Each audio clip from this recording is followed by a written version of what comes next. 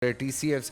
السلام علیکم طاہر صاحب, بڑی سکسیزفل اسٹوری ہے اس بچی کی ماشاء اللہ. یہاں پہ جو تینوں بیٹھی ہوئی ہیں ان کی بڑی سکسیزفل اسٹوریز ہیں, تو ہم اوبویسلی ایسی اسٹوریز تو یہاں پہ شیئر کرتے ہی ہیں, لیکن جو سکسیس اسٹوری سے ہے جہاں پہ کپڑے دھوئے جاتے ہیں یا اس طرح کی کوئی چیز ہے ایگزیکٹلی, اگر میں غلط نہیں ہوں تو. نہیں, میرا تعلق بھینس کالونی جمعہ امایتی گوٹ سے ہے, تو وہاں میرے والد صاحب جو ہے وہ دھوبی کا کام کرتے تھے. بھینس کالونی سے؟ بھینس کالونی. جی جی بالکل بالکل. اور دھوبی کا کام کرتے تھے آپ کے والد صاحب, تو انہوں نے وہ آپ کو لے کے گئے تھے ٹی سی ایف, یا آپ نے کہا کہ نہیں میں نے ٹی سی ایف جانا ہے؟ ایکچولی میری جرنی اسٹارٹ ہوئی اس طریقے سے تھی کہ میں جس علاقے سے بلانگ کرتی ہوں وہ بالکل پسماندہ علاقہ ہے.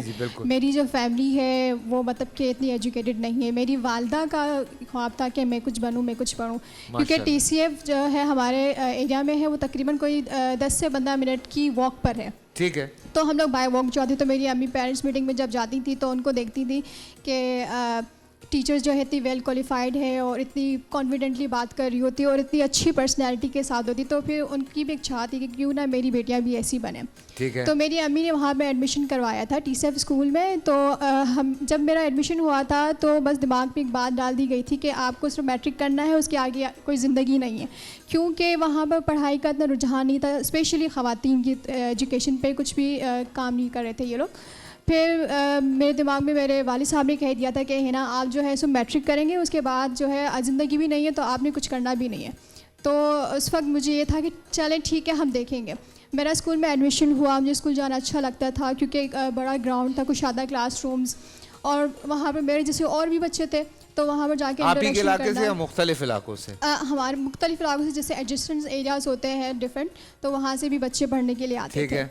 تو وہاں پر ٹیچرز بھی بہت اچھی کوآپریٹیو رہیں. تو ہمارا جو میری چیزیں نارمل جا رہی تھی, 8 کلاس میں آ گئی تھی میں, تو 8 کلاس میں ہمارا رہبر پروگرام ہوا تھا. تو ہمارا ابھی بھی ہوتا ہے وہ, جو جہاں پر ہماری کریئر کاؤنسلنگ کی جاتی ہے کہ آپ کو میٹرک کے بعد کیا کرنا ہے, کہ کون سی پڑھائی لینی ہے ایکسیکٹرا.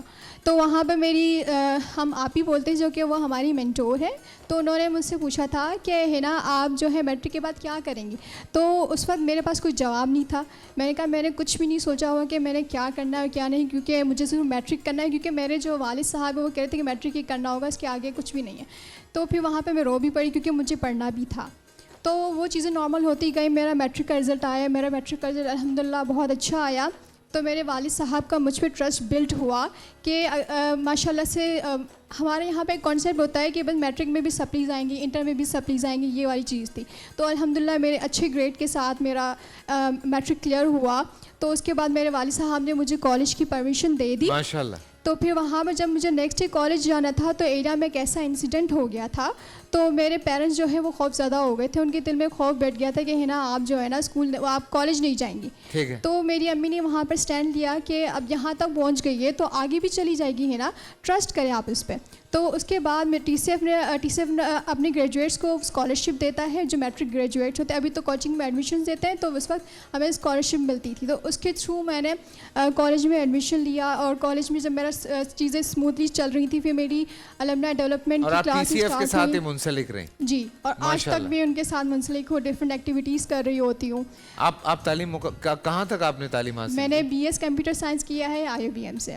اور آپ جاب بھی کر رہی ہیں؟ ریسنٹلی میں بینک اسلامی میں as a senior project officer کے طور پہ جاب کر رہی ہوں. ارے واہ ماشاءاللہ. اور میں اپنے گھر کی کفالت بھی کر رہی ہوں, کیونکہ جو میرے والد صاحب ہیں ان کا بائی پاس آپریشن ہوا ہوا ہے, تو وہ بھی بیڈ ریسٹ پر ہیں. میری والدہ ہاؤس وائف ہیں, تو پھر میں اور میرا بھائی جو ہے وہ مل کر ہی گھر کی کفالت کر رہے ہیں. کیا بات ہے, کیا بات ہے. So proud of you, so proud of you. ماشاءاللہ ماشاءاللہ. پورا سال انتظار تھا اس رمضان میں, 30 دن 6 ٹیمز, 12 کنٹیسٹنٹس, کیش کا پاؤں. اب گیم وہ ہوگا جسے آپ کا نہیں ہے, جس نے جو کرنا تھا کر لیا.